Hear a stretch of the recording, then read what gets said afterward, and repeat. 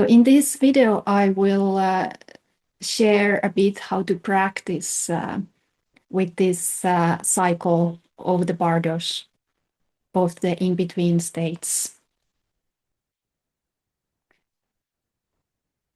So one of the fundamental principles of practicing meditation is that we kind of build muscle for the bardo of reality, these sudden, unexpected moments when the ground is completely shattered and this vast, raw, unconditioned, unmanipulated, basic space luminosity becomes the primary reality of our experience.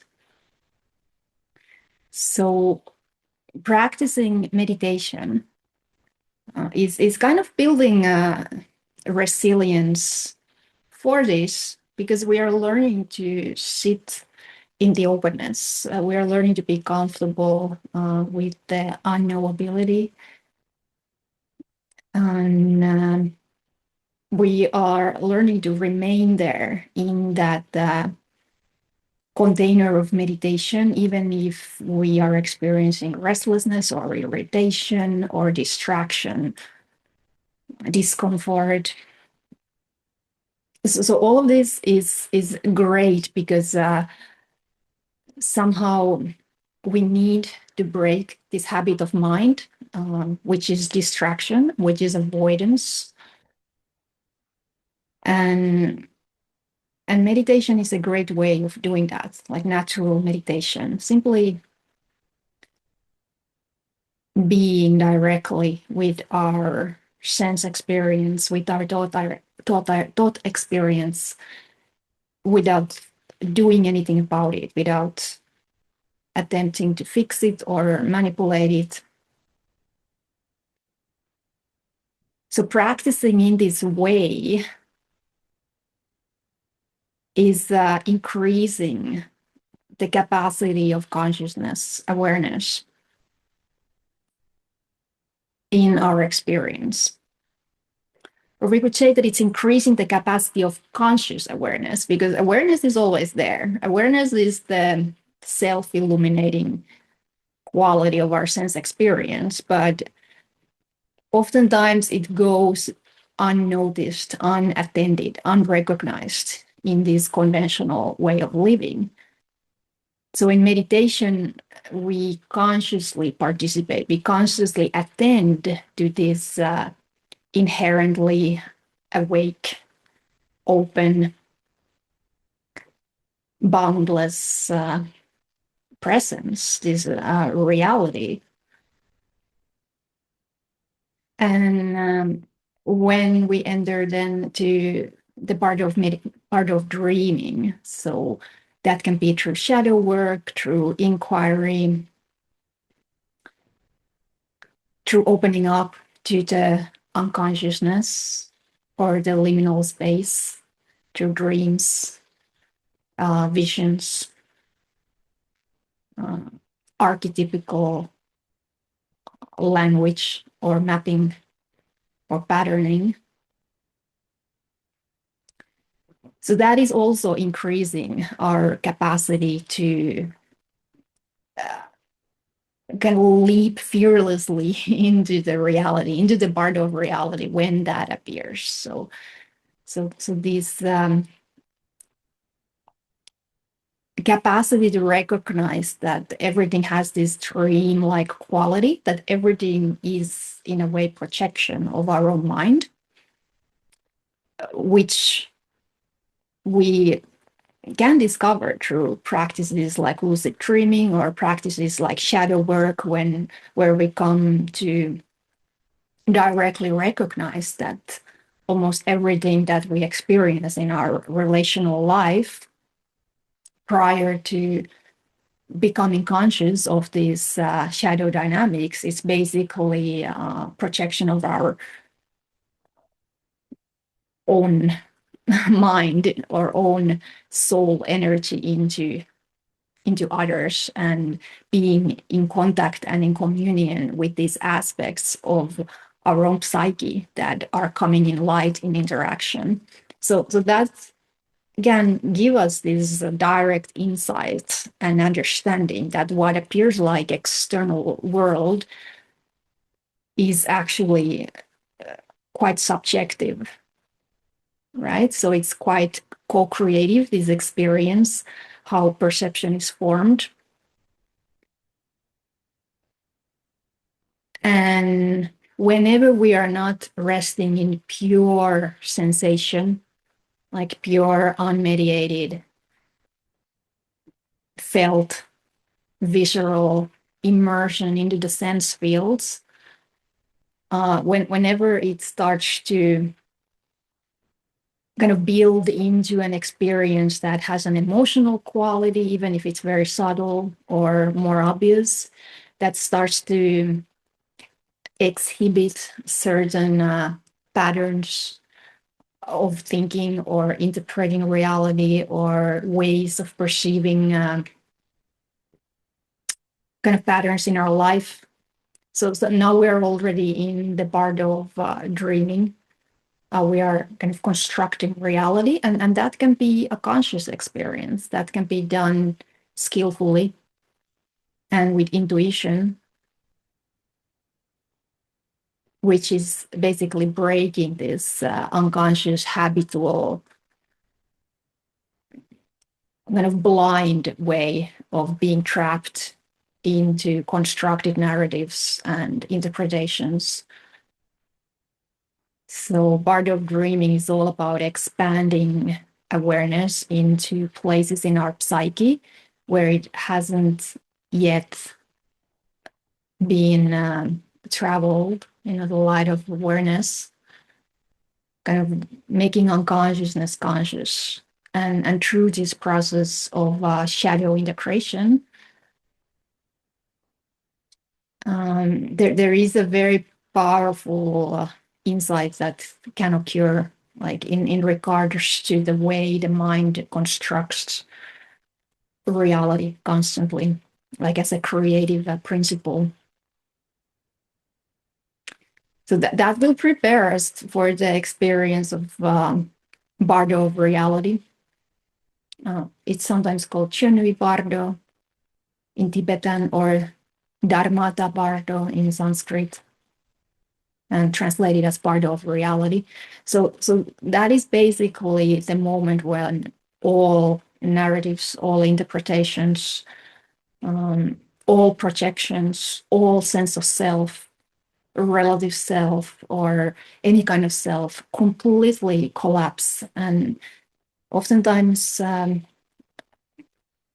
prior to having the no self shift, so the dissolution of the identity structure, these kind of flashes are like just for a microsecond, but they are still deeply impactful. And I do believe that they occur during the paths several times, but they often occur unrecognized for what they are. Because in part of reality, there is no reference points and there is no conceptualization and there is no memory. So our system does experience the impact of this type of sudden crack in the world of dreaming, in the world of constructing reality. But at the conscious level, we may not register like what happened when this flash is very short.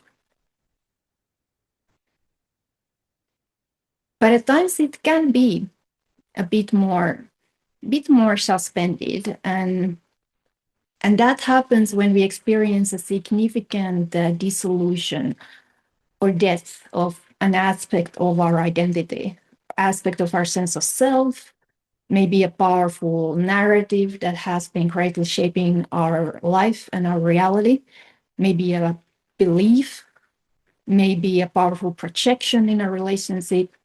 So whenever we experience a sudden change in life, like a sudden loss, sudden death in this manner, that's kind of forces a collapse of our conventional reality that is thorough and all-encompassing. Then the Dharmata reality, the Bardo of reality, the Chönyi Bardo, it flashes through. So the Bardo of dying, which is basically this experience of dissolution of identity in whatever way it happens, even if it's in a small and subtle sense or kind of in a vast and all-encompassing sense. So whenever we enter in the bardo of dying, it gives birth to Chönyi Bardo, even if it's just a flash or a more suspended opening. So that's the nature of the bardo cycle. And if we have been practicing, then that's our moment. That's our moment of liberation. So Chönyi Bardo, the bardo of reality, it's all about liberation. It's this vast, unbound sky of total freedom arising spontaneously and taking over completely effortlessly our sense of self and our system. So it's this like could say luminous energy of emancipation, and the effect it has on us is this kind of contradictory. So if we are on the path consciously, we are doing practice, we're doing inquiry, we've had already some awakening shifts, so we will be able to recognize there this indescribable freedom, this indescribable functioning of liberation. And at the same time, it often evokes in our system, fear or panic, because now there really is no ground for any kind of sense of self. Like it cannot take hold on this vast, untouched, non-conceptual space. So there's no way for the ego to exist in this space. So it is born in our experience through this part of dying, which is a form of ego death. And then the practice is simply staying there in a kind of ruthless non-action. So we stay in the gap of Dharmata Bardo.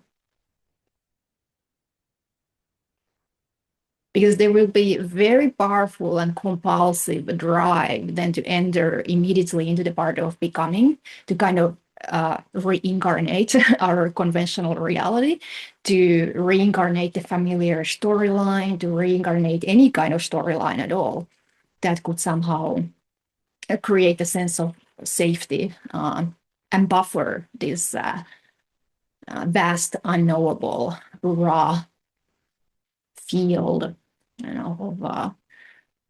of pure energy, pure aliveness. So in all its simplicity, that's the practice. But you see, there is a kind of practice that prepares us for this. So we need this type of preparation that comes from meditation, from natural meditation, and working with the unconsciousness, working with dreams, working with illusions, working with projections. So all of that is building the muscle for these moments when the part of dying happens and gives birth to Dharmata Bardo, the Bardo of reality. So that's the cycle, basically.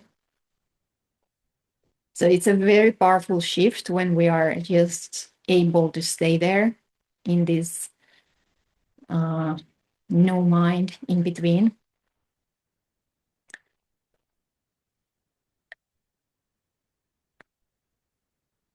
And oftentimes our kind of karmic and psychic tendencies are greatly amplified in the Dharmata Bardo. So, but they appear in a quite like wild and spontaneous and energetic manner in this moment. So traditionally, that's called the appearance of the wrathful and peaceful emanations. But if we want to demystify this this practice, it can simply mean that whatever old habits, tendencies, fears, hope we have left in our system, they will be amplified, and they don't necessarily appear visually as deities, but they will often feel like that there is something here that is suddenly projecting our hopes, our fears, in some sort of visions, or maybe just somatic dimensions. So yeah, we just stay in the gap. We recognize that all of this is mind. All of this is now the mind creating this incredibly spectacular experience of itself. And it is fundamentally empty. Emotions are fundamentally just pure energy. They are empty. And all the images are equally empty and an expression of this creative power of our own mind. So it is a moment to kind of cut through certain deeply rooted fixations or habits or traumas. When the Dharmata Bardo appears, when it cracks through, and we find ourselves in this absolute freedom, liberation, and whatever is then amplified and projected, we fundamentally know it to be the nature of our own mind. So it can liberate spontaneously while it appears. So oftentimes for the mind, this is for the ordinary mind, this evokes like great fear, this freedom. It evokes defensiveness, but all of that, it's fundamentally workable. Like whatever reactions arise, whatever spontaneous defenses or protection mechanisms arise, all of it is workable. Like in this space, liberation is quite immediate and natural.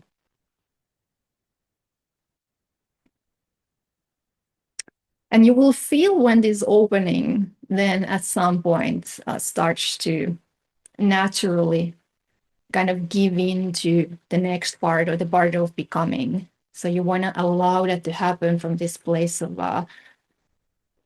like relaxation